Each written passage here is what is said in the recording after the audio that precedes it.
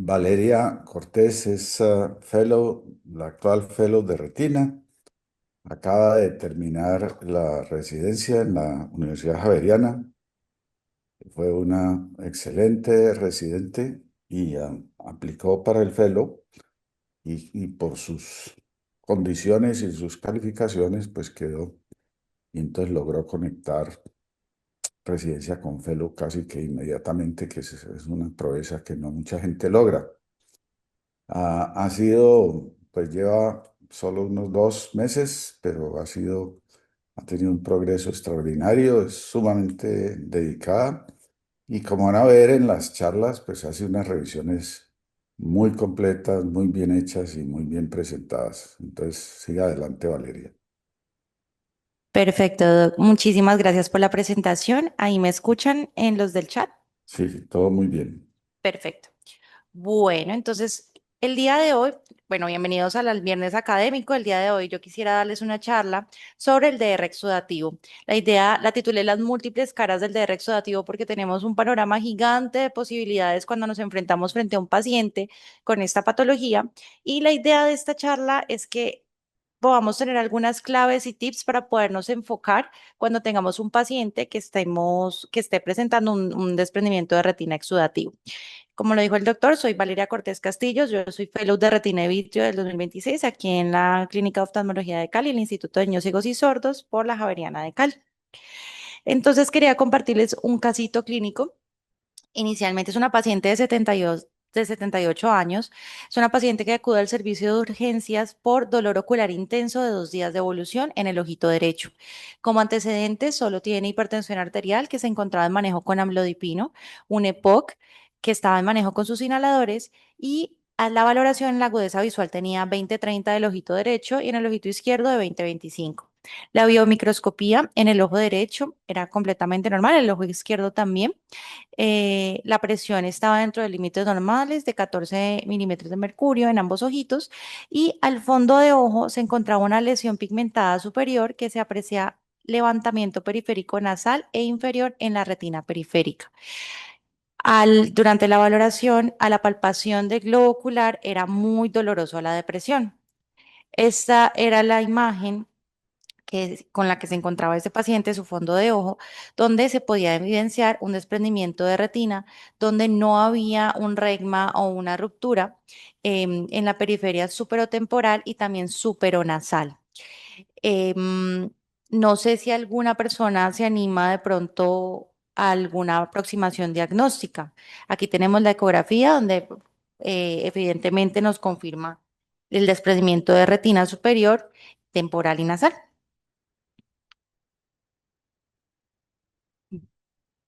Bueno, eh, vamos a igual al final a ver la resolución del caso y vamos a empezar entonces con nuestra charla. Empecemos entonces desde lo más básico. El desprendimiento de retina, ya todos sabemos que es una acumulación de líquido entre la retina neurosensorial y el epitelio pigmentario de la retina. Eso nos va a llevar a un desprendimiento. Ahora, bien, ¿esto por qué se da? Vamos a tener tres tipos de desprendimientos de retina, los cuales vamos a ir enfocando. Regmatógeno, traccional y exudativo. Cuando hablamos de un desprendimiento de retina exudativo, es esa acumulación de líquido que no está relacionado con ningún desgarro o con ninguna fuerza de tracción y generalmente se da por una alteración en las barreras hematorretinianas interna y externa. Entonces recordemos las barreras hematorretinianas. Tenemos una barrera hematorretiniana externa, la cual está compuesta por el epitelio pigmentario de la retina. Este epitelio pigmentario de la retina va a ser, aquí lo titulamos como el guardián que salvaguardaba todo el equilibrio de nuestra retina neurosensorial, en donde además de sus múltiples funciones, lo que hace es hipermeabilizar esa retina neurosensorial. ¿Cómo lo hace? Con uniones estrechas que están en sus células en la parte lateral de cada una de ellas, así que eso está completamente adherido y solo pasa libremente oxígeno. Todas las demás moléculas deben ser transportadas activamente. Y la barrera hematorretiniana interna, pues ya estamos hablando de lo que son nuestros vasos sanguíneos, que están rodeados pues sus células endoteliales, las cuales van a tener unas células, unas células ocludens a nivel lateral para poder tratar también de mantener esa permeabilidad vascular. Tendremos otras moléculas como lo son los pericitos que van a abrazar ese vaso sanguíneo y nos va a ayudar todavía más a mantener esa hiperpermeabilidad vascular. Entonces aquí traje como un cuadro donde veamos lo que es todo este proceso normal y cuando está alterada. Tenemos la barrera hematorretiniana externa compuesta por nuestro epitelio pigmentario de la retina. Como les dije, el epitelio pigmentario de la retina es el guardián de la permeabilidad vascular per se en nuestra retina. Entonces, ¿qué pasa? ¿Cómo van a fluir las moléculas y los líquidos a nivel de la retina? Pues vamos a tener una cavidad vítrea que va a tener una baja osmolaridad y cuando vamos a irnos a la coroides tenemos una osmolaridad alta. Eso quiere decir que va a haber un gradiente osmótico que nos va a permitir el transporte de todas estas sustancias, todas estas moléculas de líquido a través de las diferentes capas hasta llegar a la coroides. Lo mismo pasa con la coroides. Ahora bien, les dije que todas las moléculas tenían que ser por transporte activo. Para eso tenemos nuestras canales sodio, potasio, ATPasa, tenemos nuestras acuaporinas que nos van a permitir generar ese transporte. Solamente el oxígeno va a pasar libremente. Así que bien, con estas uniones estrechas bien adheridas, como lo podemos observar acá en el EPR, pues solamente van a pasar esas moléculas por transporte activo a través de las bombas y el oxígeno, y así el espacio subretiniano va a quedar completamente seco, no va a haber fluido. Bueno, entonces vámonos a la parte patológica. Aquí tenemos algunos mecanismos de acúmulo de líquido. ¿Qué va a pasar? Si yo no tengo esas bombas sodio, potasio, ATPasa buenas, si yo no tengo mis acuaporinas buenas, si esas uniones estrechas no están en su mejor estado, no están intactas, pues vamos a tener filtraciones de lado y lado, tanto de la cavidad vítrea como a nivel de la coroides. La coroides va a transudar y eso va a pasar al espacio subretiniano generando una acumulación y por ende un desprendimiento de retina. Bueno, para esto quiero que entendamos los diferentes mecanismos de daño para que se dé un desprendimiento de retina exudativo. Vamos a tener varios y esto es muy importante porque nos va a permitir enfocarnos con cada una de las etiologías que vayamos a tener. El primero es la inflamación. La inflamación lo que va a ocasionar es que haya una ruptura de esas uniones estrechas del epitelio pigmentario de la retina que les acabo de mencionar, haciendo que haya infiltrados inflamatorios. Entonces aquí entran todas esas patologías inflamatorias que, como lo son el BKH, una escleritis posterior, una sarcoidosis. También tenemos la isquemia coroidea. ¿Qué va a pasar? Va a haber un daño en el EPR por hipoperfusión y esto hace pues que también transsude a través de la coroides y se genere líquido en ese espacio subretinal. Aquí entran todas las patologías como lo son la preeclampsia, la hipertensión arterial maligna y en esos pacientes que están muy graves la coagulación intravascular diseminada. Sigamos con el efecto masa compresión. Si yo tengo tumores que me comprimen esa coroides, la corocapilaris, pues va a generar una disrupción a nivel del EPR y va a generar transudación de esa coroides hacia el espacio supraretinal, generando líquido y así el desprendimiento de retina. Aquí entran todas esas patologías como lo son el melanoma, la metástasis y el hemangioma. Las alteraciones primarias del EPR, si yo no tengo ese EPR intacto con esas uniones estrechas intactas, pues voy a tener también esas disfunciones de los canales iónicos de sus acuaporinas y por lo tanto pues va a transudar a través de esa coroides. Aquí entran las famosas misceláneas que están dentro de un grupo de categorías de las etiologías de los desprendimientos de retina exudativo como son la coroidopatía serosa central bulosa o el síndrome de fusión uveal. Y ya pues si tenemos una permeabilidad aumentada per se de la coroides sin inflamación franca, ¿esto por qué puede suceder? Pues dentro de ellos tenemos la enfermedad de Coats con esta filtración lipídica, la enfermedad de Ills y digamos en esos pacientes que tenemos una alteración, por ejemplo, renal, donde hay una depresión oncótica disminuida, pues claramente todos los vasos del cuerpo van a transudar, no van a tener buena permeabilidad, incluyendo los vasos retinales, así que pues va a transudar y se va a generar líquido en el espacio subretinal, haciendo que haya un desprendimiento de retina. ¿Y por qué es importante reconocer el desprendimiento de retina? Porque el diagnóstico erróneo nos puede llevar a una cirugía innecesaria. Y al llevarnos a una cirugía innecesaria, pues se va a enfocar el tratamiento frente a ese diagnóstico que creemos tener. Así que el diagnóstico real, pues se va a dilatar, no vamos a generar el tratamiento adecuado y por tanto, pues no vamos a tener el mejor pronóstico visual. En Arabia Saudita, en el 2017, hicieron una revisión de 76 historias clínicas de pacientes con BKH y encontraron que el 7 de ellos, el 9,2%, tenían un diagnóstico inicial incorrecto. Entre ellos, los diagnósticos que prevalecían incorrectos eran la neuritis óptica, la hipertensión intracraneal, un tumor cerebral, enfermedad de Susac, migraña y un DR reumatoide. En las patologías de manejo médico, no hubo tanto demora en volver a centrarse en el diagnóstico real, pero en el caso del desprendimiento de retina que se fue llevado a una vitrectomía vía pars plana, el diagnóstico final fue dado ya 3 años después de la cirugía. Entonces el pronóstico visual de ese paciente no fue el mejor. ¿Qué va a presentar un paciente con desprendimiento de retina exudativo? Pues vamos a tener varias presentaciones, igual que los demás tipos de desprendimientos de retina, comparten lo mismo. Disminución de la agudeza visual, visión de velo, cortina cayendo, miodesobsias, escotomas, pérdida total de la visión. Y ya pues tenemos otras pues, signos que podemos encontrar, como lo son la leucocoria, que nos puede enfocar hacia otras patologías, otras etiologías, aunque cuando tengamos esos desprendimientos de retina tan grandes, también podemos ver leucocoria y presencia de dolor también nos puede enfocar hacia otras etiologías. Entonces yo tengo un paciente que tiene una sospecha de desprendimiento de retina. No sé qué tipo es. Le tengo que hacer una historia clínica completa, cuál es la edad, el sexo, los antecedentes, la historia familiar, si tiene alteraciones autoinmunes, si ha tenido episodios previos que han resuelto. ¿Cómo es el cuadro clínico actual? ¿Cómo ha sido la evolución de ese paciente? La lateralidad, si es unilateral, si es bilateral, si tiene síntomas sistémicos. ¿Cómo está ese segmento anterior? Si hay signos de inflamación en la cámara anterior, en la córnea, ver cómo está la presión intraocular, si hay signos de neovascularización. Y ya por último, hacemos pues nuestra historia clínica completa, nuestro examen oftalmológico completo, miramos qué tipo de R tiene. Y aquí entonces vamos a recordar los tipos de DR que podemos tener, un regmatógeno traccional exudativo.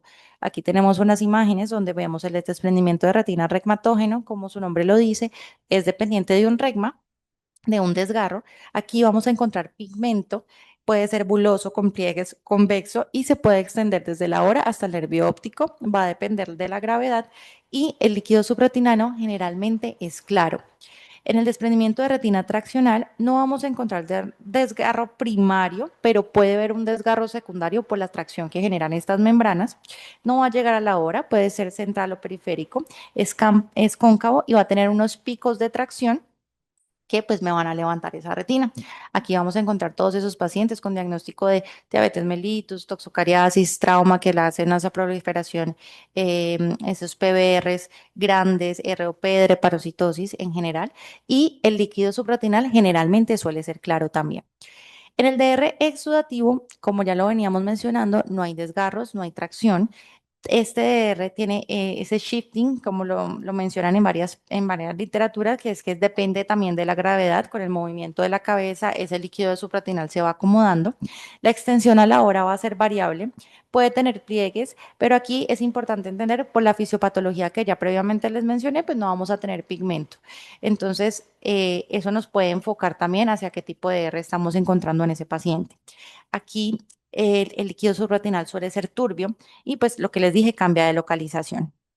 Entonces, este es el panorama en general etiológico que tenemos cuando estamos frente a un paciente con desprendimiento de retina exudativo. Como lo vemos, hay múltiples posibilidades, seguramente aquí faltarán muchísimas más, pero entonces están clasificadas en 5 categorías, en las tumorales, infecciosas, las inflamatorias, vasculares y las misceláneas que no nos encajan en ninguna de las otras más.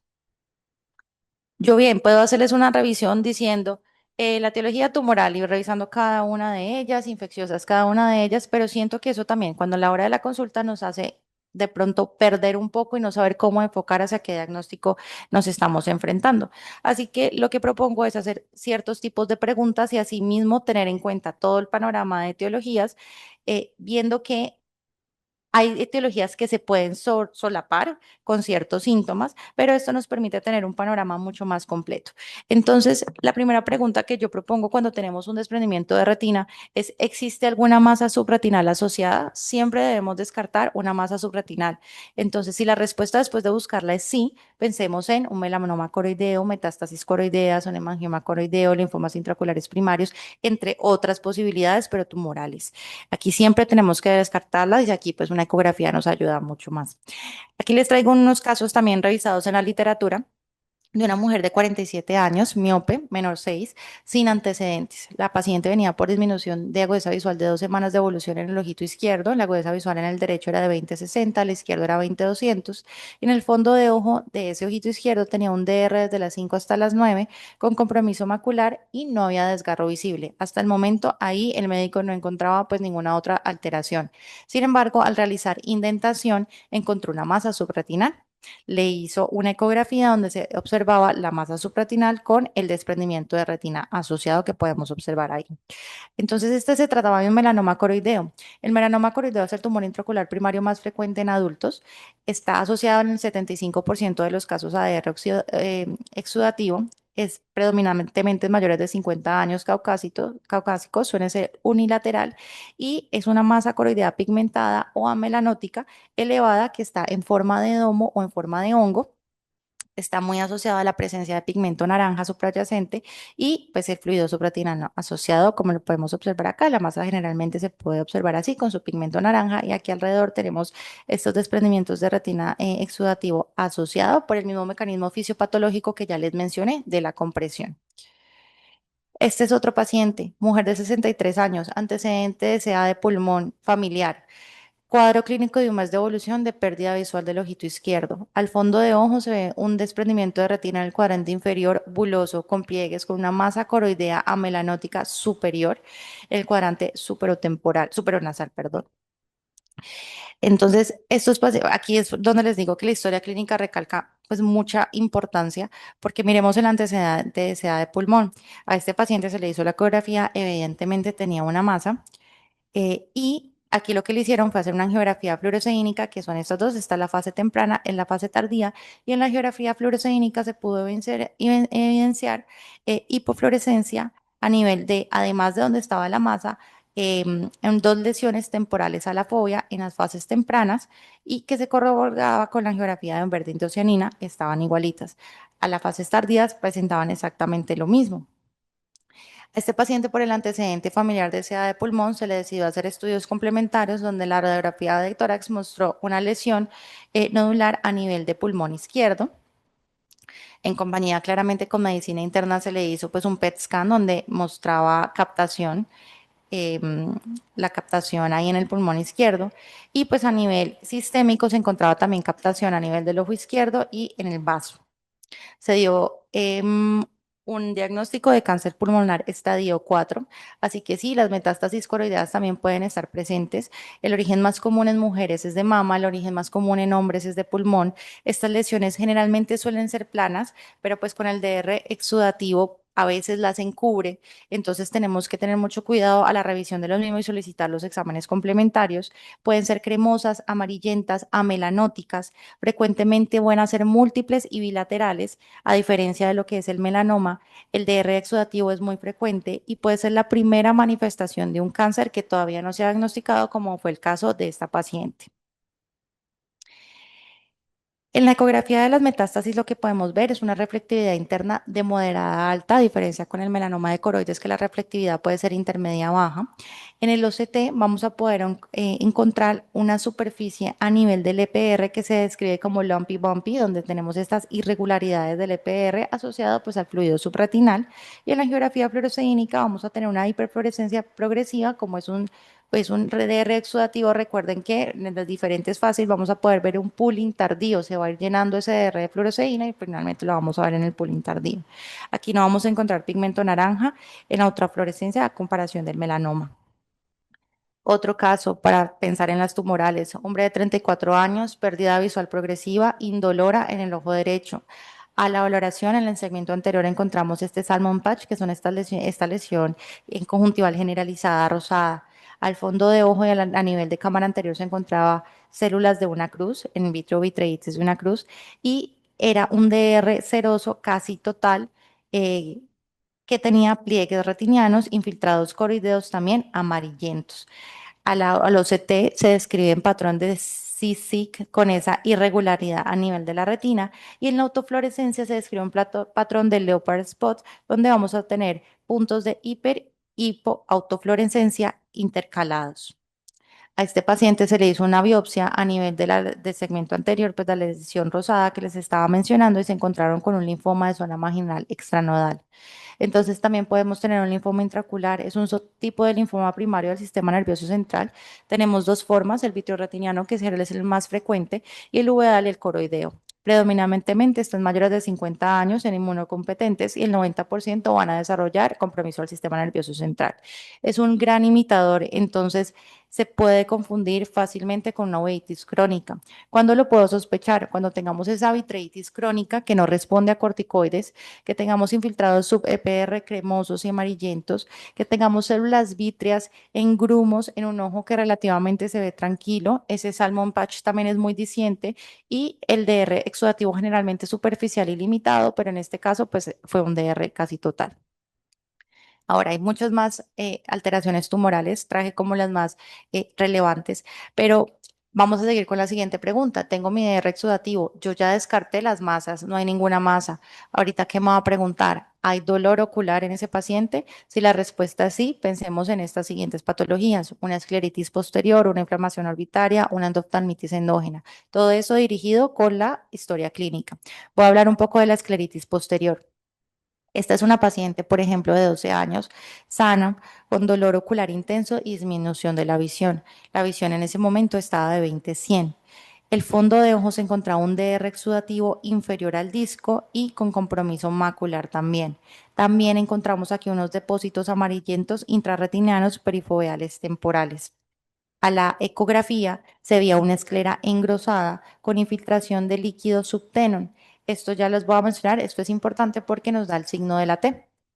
Se determinó que era una escleritis posterior gracias a esta ecografía, y la escleritis posterior pues es una forma menos frecuente de escleritis, es el 2% de todas, pero está caracterizada por un dolor ocular profundo que empeora con los movimientos oculares, puede simular un tumor coroideo o BKH. El fondo de ojo, vamos a ver estos pliegues coroideos con edema de disco, con DR exudativo, y esta tiene una asociación sistémica, por lo cual cuando tengamos una escleritis posterior tenemos que buscarla: artritis reumatoideo, granulomatosis de Wegener, el lupus eritematoso sistémico, poliarteritis nodosa. El pronóstico visual es bueno siempre y cuando lo diagnostiquemos a tiempo y lo tratemos. El tratamiento va a ser médico con AINES, corticosteroides sistémicos e inmunosupresores en caso tal de requerirlo. Y aquí les estaba mostrando en la ecografía el signo de la T, donde vemos una esclera engrosada con el espacio subtenon ocupado por líquido. Se describe como mayor a 2 milímetros y se le dice de la T porque pues tenemos esta sombra que nos genera el nervio óptico, entonces nos da pues esta sombra, esta imagen de T. Ahora, vimos el dolor, vimos la masa, vimos el dolor. Si estas dos son negativas, miremos, ¿hay inflamación? Si la respuesta es sí, tenemos también múltiples abanicos de múltiples patologías que cada una de ellas merece una revisión concreta para poder determinarla. Pero entonces en ellas tenemos algunas que quería mencionarles, como lo son el BKH, la oftalmía simpática. Quería hablar un poco de tuberculosis ocular y sífilis ocular. Entonces, el Burko-Yanagi Arada, aquí les traje un caso clínico. Es una mujer de 23 años. Esta mujer presentaba cefalea, tinnitus, disminución de la agudeza visual bilateral. En la cámara anterior se encontraban células de una cruz y en la cámara posterior también de una cruz. Al fondo de ojo se encontraban múltiples bolsas de fluido subretiniano generalizado, hiperemia del disco, y no tengo aquí la imagen, pero la angiografía fluorescénica mostraba una tinción del disco con pulling tardío. A esta paciente se le determinó que tenía un BKH y se le pusieron pulsos de metilprednisolona durante un tiempo. Con posterior se pasó a prednisolona oral. Y esta es la resolución de este caso. Después de aproximadamente 2 meses de pulsos de metilprednisolona, seguía prednisolona oral. Vemos que el líquido subretinal se absorbió, ya no estaba. Entonces, el BKH es una enfermedad autoinmune contra los melanocitos. Ataca la coroides, la piel, las meninges, el oído. Es más frecuente en pacientes de piel oscura, está asociada al HLA-DR4, suele ser bilateral siempre, y vamos a tener un DR sudativo presente en el 80% de los casos. El BKH tiene 4 fases: una que es prodrómica, aquí el paciente se va a quejar de estos: cefalea, tinitos, puede tener meningismo. Y si en este momento, en la fase prodrómica, se le toma una PL, puede haber pleocitosis en el líquido cefalorraquídeo. Luego pasamos, esta dura algunos días, pasamos a la fase uveítica aguda, que es ahí donde llega a nosotros el paciente, donde tenemos inflamación a nivel de la cámara anterior, depósitos retrocreáticos, células tanto en cámara anterior como en cámara posterior, vitreitis. Y aquí con todo esto nosotros debemos sospechar. Aquí es donde vale mucho la pena el manejo con los esteroides a altas dosis. Aquí tenemos, si nosotros lo manejamos bien desde el inicio, desde cuando nos llega el paciente, pues vamos a tener un mejor pronóstico visual. Posteriormente viene la fase convaleciente. Aquí en la fase convaleciente ya va a ir mejorando esa fase uveítica, pero vamos a tener algunos cambios como vitiligo, poliosis, alopecia, entonces buscar sistémicamente todo eso en este paciente. Y ya, pues lastimosamente, estos pacientes cuando no se les generan los pulsos de metilprednisolona en el momento adecuado y si se les dejan menos de 6 meses suelen tener recurrencias. Cuando tienen recurrencias suelen ser peor y el pronóstico visual no es el mejor. Como les mencionaba, el tratamiento es con corticosteroides sistémicos a altas dosis. La idea es no hacer un descenso de los mismos en menos de 6 meses para que podamos evitar la mayor cantidad de recurrencias.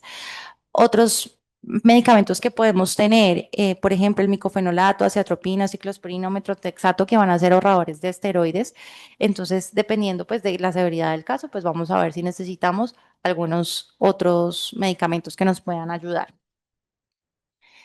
Pues hablando de BKH, tengo la necesidad de hablar de oftalmía simpática porque son diagnósticos diferenciales. Aquí tenemos un hombre de 44 años. El paciente tuvo una catarata traumática por un trauma penetrante en ojo derecho que requirió cirugía. Eso fue 10 años de atrás, antes de que consultara. En ojo izquierdo presentó disminución de la agudeza visual y asociado a esto tenía panuveitis granulomatosa bilateral. El ojo derecho se encontraba en percepción lumínica y el ojo izquierdo pues estaba en 20/200. Al fondo de ojo se encontraba un disco óptico hiperémico edematoso con un DR exudativo a nivel periférico que comprometía también la mácula. Entonces, la oftalmía simpática es una panueitis granulomatosa bilateral que se genera después de un trauma penetrante o una cirugía del ojo contralateral. Aquí vamos a tener un ojo que es excitador y un ojo que es simpatizante. El ojo excitador va a ser el ojito que va a sufrir el trauma, a sufrir la lesión o a haber sido intervenido y debido a esta inflamación, pues genera alteraciones en el ojo simpatizante o en el ojo contralateral. Aquí la diferencia importante en este paciente, en estos pacientes con oftalmología simpática, también vamos a tener esta inflamación a nivel de cámara anterior y posterior y vamos a tener múltiples DRs exudativos también con inflamación del nervio óptico. Entonces, visualmente puede ser muy parecido y aquí cobra realmente una gran importancia la historia clínica. Preguntar al paciente si tiene antecedente de un trauma ocular o una cirugía ocular y eso nos va a poder ayudar mucho a diferenciar si estamos frente a un BKH o una oftalmía simpática. Esto puede aparecer días después del evento o puede haber reportes de hasta 30 años después. Entonces, el antecedente siempre va a ser relevante. Las imágenes, como les dije, es muy parecido al PKH, es rara, pero puede ser devastadora porque ya tenemos un ojo excitador que ya está enfermo, que es un ojo que probablemente no vea bien y le va a pasar lo mismo al otro ojo. Entonces, es muy importante identificarla. El tratamiento se da con corticoides sistémicos inmunosupresores y cuando tenemos estas cirugías, importantísimo también por ejemplo, en una enucleación, también tener profilácticamente el manejo con prednisolona, bueno, o esteroides para poder prevenir que suceda una oftalmía simpática y evitar, pues, resultados catastróficos. Aquí en esta tablita quería ponerles como el resumen de las diferencias entre el BKH y la oftalmía simpática. Generalmente se da en todas las edades la oftalmía simpática, el BKH suele dar entre los 20 y 50 años. El antecedente de trauma penetrante o quirúrgico siempre, casi siempre está presente en la oftalmía simpática, mientras que en el BKH es ausente. Los cambios de piel en la oftalmía simpática no están presentes, mientras que en el BKH los podemos encontrar, tenemos que buscarlos porque la fisiopatología nos dice que la lesión va a ir hacia las partes donde tienen melanina. Hallazgos en el sistema nervioso central en la oftalmía simpática, poco común. En el BKH sí, como les mencionaba, en la fase prodrómica podemos tener pleocitosis, disfunción auditiva o tinnitus. La oftalmía simpática no es frecuente, mientras que en el BKH sí lo podemos encontrar. Y pues el desprendimiento de retina exudativo sí lo vamos a tener en las dos. Lo mismo que les mencioné en los líquidos cefalorraquídeo, en la oftalmía simpática va a ser normal y en el BKH vamos a tener pleocitosis. Ahora bien, la inflamación puede ser por estas alteraciones inflamatorias, pero también la inflamación puede estar dada por entidades infecciosas. Aquí quería hablar de dos. Tenemos aquí una niña de 13 años, inmunocompetente. Ella tenía una pérdida visual del ojito derecho de 3 semanas de evolución y al fondo de ojo, en el ojo derecho, en el ojo izquierdo, perdón, fue la pérdida visual y en el fondo de ojo, en el ojo derecho, encontramos unos tuberculomas coroideos ya cicatrizados en la periferia nasal que son amarillentos y bien definidos.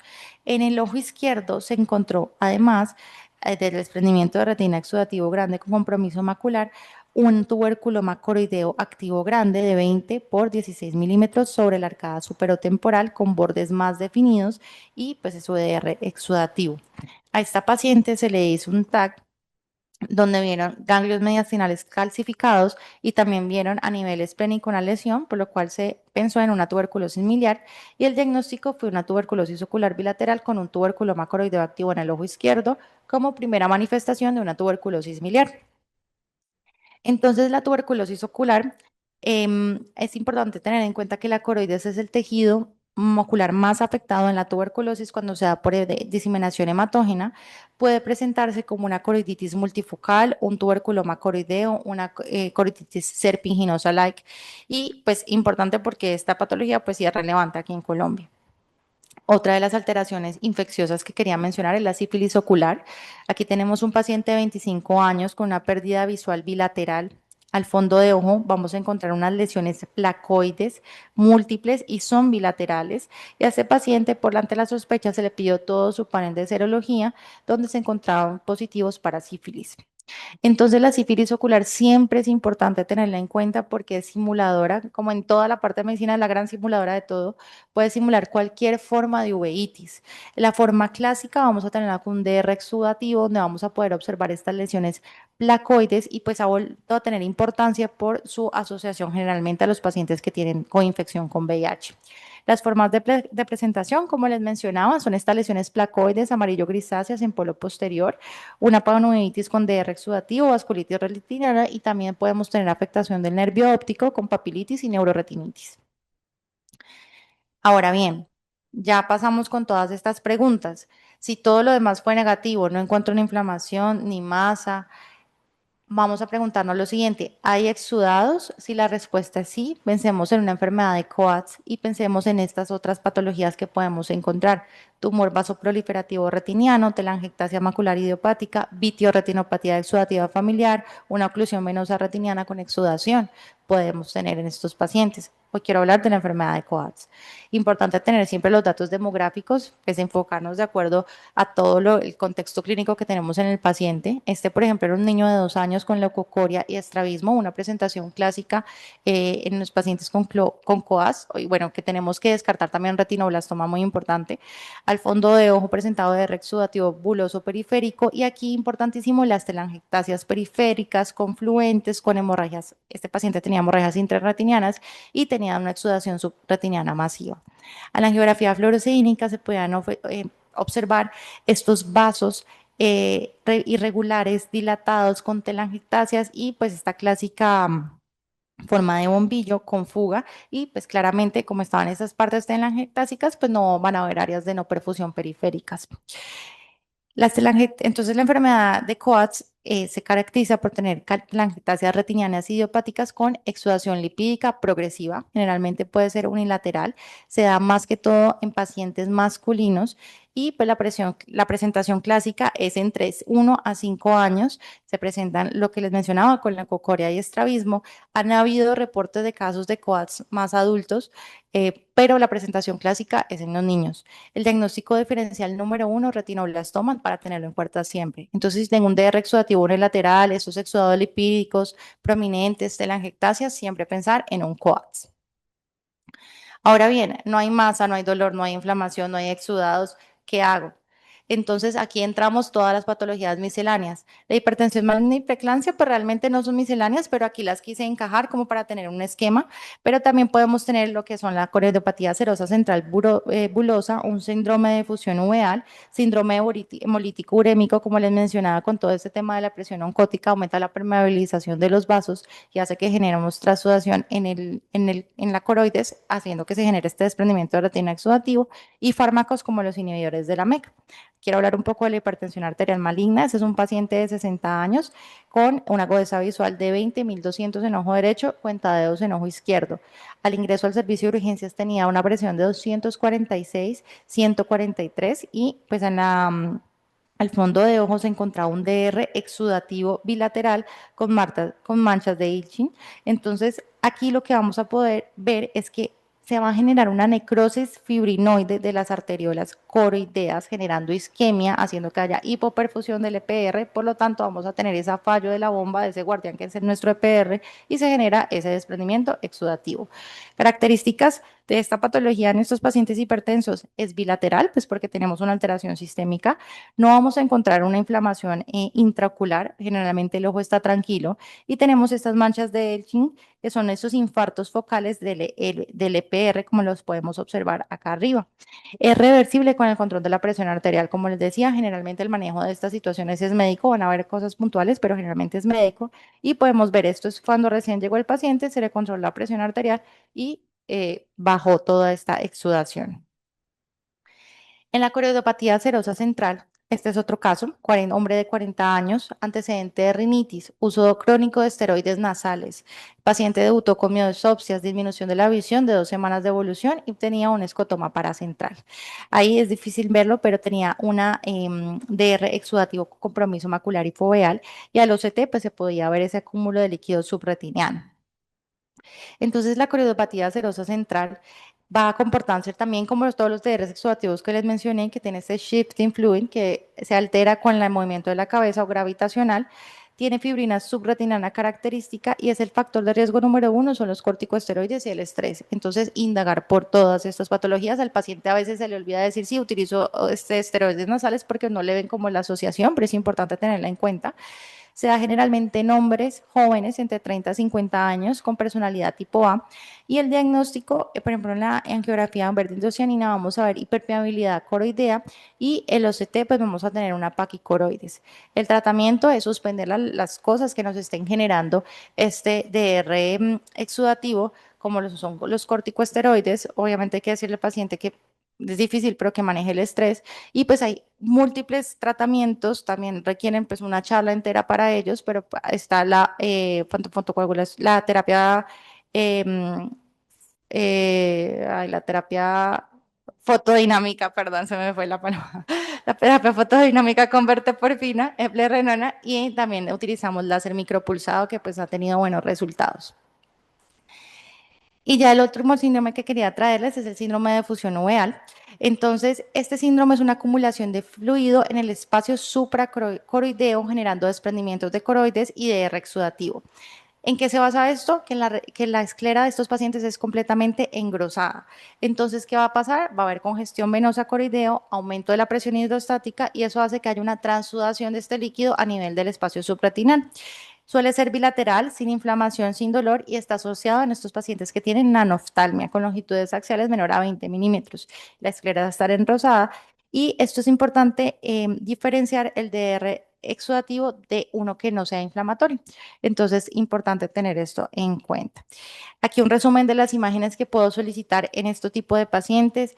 Por ejemplo, los OCTs, voy a ver si hay fluidos con septas o no. Estos desprendimientos de retina en BKH por generalmente son multilobulados, entonces lo podemos ver aquí. Si es un fluido homogéneo, por el contrario, vamos a ver una coreopatía, pensar pues en una coreopatía serosa central.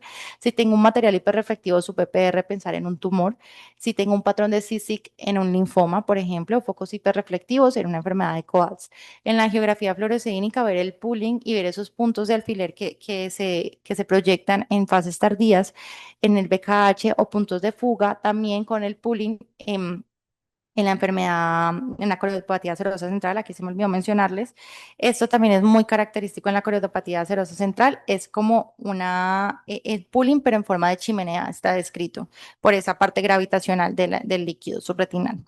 En la ecografía, importante, como les mencioné, nos va a ayudar a descartar masas, nos va a ayudar a decir, darnos herramientas a decir qué masa es, si hay engrosamiento escleral o no, para ver un síndrome de fusión uveal, si tenemos el signo de la T para pensar en una escleritis posterior. Y pues si ya nos vamos como una VM, pues nos va a ayudar a ver como la rotación anterior del cuerpo ciliar en la noctalmia, por ejemplo. Laboratorios, obligatorios siempre pedir panel para sífilis, es la gran simuladora, entonces siempre pedirlo. PPD, estamos en Colombia, muy frecuente, entonces tenemos que pensar también siempre en una tuberculosis y ya según sospecha clínica, según lo que yo vaya viendo en mi paciente, hemograma, BCG, PCR, ya para enfermedades autoinmunes, ANAS, ANCAS, factor reumatoideo, enzima convertidora de angiotensina, ver para ver si hay presencia o no de sarcoidosis, serología para VIH y sífilis. Aquí en el manejo, obviamente está dirigido a cada patología, pero a grandes rasgos, si tengo un desprendimiento de retina exudativo, pues mirar si es una causa, por ejemplo, inflamatoria, pues voy a dar un manejo médico, al igual que la parte vascular. Si tengo también unas áreas de hipoperfusión, pues manejarlas también con láser. Si esto no responde y está buloso, se ha descrito en algunos pacientes hacer el drenaje del mismo. Y si no responde, pues volver a mi algoritmo y pensar, ¿será que en verdad sí estoy frente a un exudativo o estoy de pronto un componente regmatógeno que no vi o traccional? Y ahí pues ya manejarlo como eso mismo. Y el tumor, pues mirar si está diagnosticado, hacer seguimiento y pues con un manejo multidisciplinario. Entonces, lo que le mencionaba, nuevamente le recalco, historia clínica, antecedentes de enfermedades sistémicos, identifico el DR, hago un fondo de ojo bilateral, descarto el origen regmatógeno y traccional y pues me abro un abanico de posibilidades que puede pasar. Este es el algoritmo pues que acabamos de ver en esta charla, pues ya resumido. Ahí faltan pues la cantidad de patologías que hay también que abarcan esto, pero pues estas son las principales que quise traer el día de hoy. Y pues bueno, no sé si de acuerdo ya a todo lo que vimos, de pronto alguno que tenga como una sospecha diagnóstica del caso clínico que presenté inicialmente.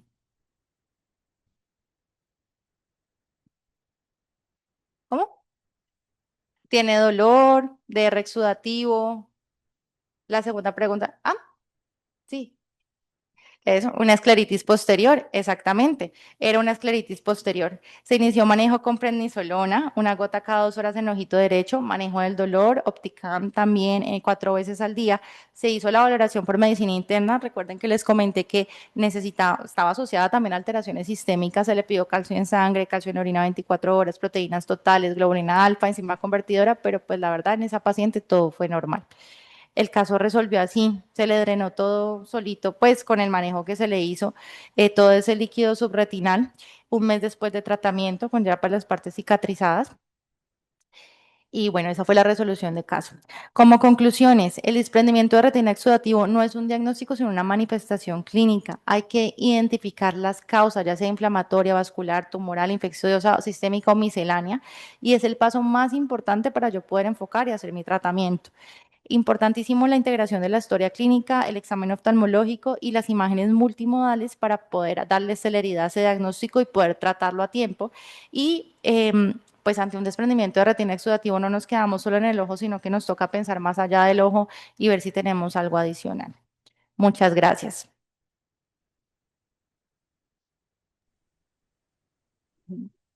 Muchas gracias, Valeria. Muy buena revisión y muy buen enfoque. Esa diapositiva de las finales en donde está el resumen debería ser la Ok, primera de la página web que le voy a encargar de hacer. perfecto, En doctor. Retina Cali tenemos en guías rápidas desprendimiento de retina y básicamente tenemos la diferenciación entre regmatógeno exudativo y traccional, las claves, pues, pero no está en detalle el exudativo. Entonces pondríamos un enlace del Ujú, exudativo en donde cae a esta página y cada uno de esos temas cae a cada una de las descripciones que usted hizo. Y yo creo que queda una orientación muy buena y muy valiosa para el que tenga un desprendimiento de retina. ujú. Les diría que en general, en la gran mayoría de los casos, pues es relativamente fácil diferenciar primero entre reumatógeno, exudativo y traccional, y luego en los exudativos. Una vez que uno llega a la conclusión de que es exudativo, si sigue todos los pasos que le mostró Valeria, eh, pues es relativamente fácil. Pero hay situaciones, como en todo en medicina, que lo ponen a patinar a uno. Por ejemplo, quiero llamarles la atención de la importancia de ver el vítreo. Aprendan a echar ese foco de la lámpara para atrás y tomar una decisión. ¿Hay células? ¿No hay células? ¿Son muchas? ¿Son poquitas? Ustedes saben que hay métodos de cuantificación. ¿Y cuál es el color de las células? Tomar esa decisión. ¿Son definitivamente blancas, son pigmentarias o son rojas? ¿Sí? ¿O son amarillas de sangre ya vieja? Ujú. Eh, y eso es una orientación inicial muy grande. Si usted ve células blancas y la retina está desprendida, pues es mucho más probable que sea un exudativo. Y si ve pigmentaria, yo siempre insisto, busque el roto. El roto está por algún lado. Es clave poder acostar el paciente y los consultorios que no tienen esta posibilidad, pues tienen una falla, porque estos pacientes se presentan con DR inferior. Y si usted lo acuesta y si se levanta la mácula, pues puede estar muy seguro. Además de que acostado, pues tiene uno mucho mejor acceso a la periferia y a la indentación. Entonces, aunque la mayoría de los casos, el diagnóstico está ahí, bola a bola, hay unos casos difíciles donde realmente hay que recurrir a todas las pruebas, a la ecografía, a veces a los OCTs, a las angiografías para poder diferenciar. Les cuento dos casos que tuve recientemente. Uno, tan reciente como ayer lo operé. Es un hombre de 40 años que viene con pérdida unilateral de visión y tiene evidencia de uveitis anterior, con sinequias bastante gruesas. No se ve nada del fondo y tiene una ecografía que muestra un desprendimiento de retina inferior. Entonces uno piensa exudativo, ¿cierto? Tiene harta inflamación, el desprendimiento de retina es inferior. Entonces yo hice un procedimiento que describí hace mucho, pero que no ha tenido mucha aceptación, que es hacerle jack láser a las sinequias del iris al cristalino. Y tenía una pupilita ahí chiquitica y con eso logré abrir la pupila y ver bien y corroborar que efectivamente había un desprendimiento de retina inferior. Muy difícil porque tenía catarata significativa, muy difícil ver detalles, muy difícil ver si había desgarros, pero sí había pigmento en el vitrio y eso me hizo sospechar de que pudiera ser un reumatógeno. El paciente llegó hipotónico y con seclusión pupilar. Y en esas condiciones, pues meterse a cirugía es muy arriesgado. Entonces, le hice tratamiento antiinflamatorio una semana, 10 días. Eventualmente dilató esa pupila, pude ver el fondo, no pude ver desgarros, pero sí tenía la sospecha de que fuera reumatógeno. Entonces, entré ayer a cirugía, hice la FACO y efectivamente encontré un desprendimiento de retina reumatógeno, que es una presentación inusual del reumatógeno, que se le presente con hipotonía y con uveitis severa secundaria a la hipotonía, como para mostrarles que no todos los casos son papaya. Y la otra es una señora de 72 años que viene prácticamente ciega, la entra en el consultorio llevada de la mano, tiene movimiento de manos.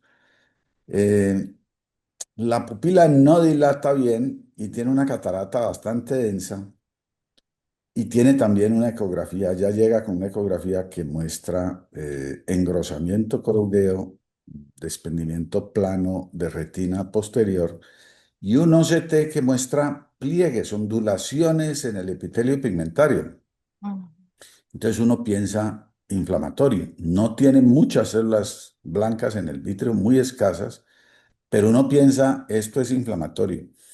Pero como dice Valeria, hay que mirar, no tenía dolor, no tenía masa, eh, hay que mirar, descartar las infecciosas como primera opción. Esta paciente, pues, con limitaciones económicas, con dificultades para movilizarse, eh, ¿cómo así uno, pues, el ideal sería hospitalizarla y hacerle todo, pero no tiene ninguna opción? Entonces, por lo menos le pedí estudios para sífilis y tuberculosis, pero la paciente está ciega y uno dice, si tiene una inflamación y no inicio algún tratamiento, pues se me va a quedar ciega muy rápido. Y entonces lo que hice fue una medida intermedia, que es ponerle esteroides subtenonianos, triamcinolona subtenoniana, ¿no? Mientras me salía la sífilis y la TBC, en 3 días tuve esos resultados, no había sífilis ni TBC, eh, y había mejorado muchísimo. Ahora, ¿cuántas veces he visto yo Boko Yanagi Jará en una paciente de edad de más de 70 años? Nunca, sería la primera, ¿no? Entonces, de todos modos, le insistí en que buscáramos un foco primario tumoral, ¿sí? De que se hiciera un chequeo sistémico muy detallado por internista. Logré eso eh, y nada, por ningún lado. Entonces, pues finalmente me he quedado con Boko Yanagi, pero además sí es diabética. Entonces, meterle esteroides sistémicos a una paciente diabética. Pues usted no puede hacer eso ambulatoriamente, lo tiene que hacer hospitalario y la paciente no tiene posibilidades, ¿no? La EPS no le paran bolas y no tiene posibilidades de hacer eso privado. Entonces, ¿qué hice? Le puse intravitreos, ¿sí? Y le puse ciclosporina y la paciente está mejorando dramáticamente. O sea, para que vean ustedes que a veces hay cosas que se salen totalmente de lo usual y uno tiene que tomar decisiones y esas decisiones a veces, pues por más arriesgadas que sean, pues pueden resultar en la salvación del paciente. Entonces, me acepta el reto, Valeria, de volver esto una guía Sí, clínica. claro, doc. Si hay, si hay comentarios o preguntas, tenemos tiempito. Muy bueno que Valeria se haya ajustado al tiempo, que usualmente es 40 minutos, 45 máximo, para dar tiempo a que todos participen. Supongo que tienen preguntas o casos que contar, así como esos dos que acabo de contar, que se salen de lo usual y que hacen que el diagnóstico diferencial sea difícil, ¿no?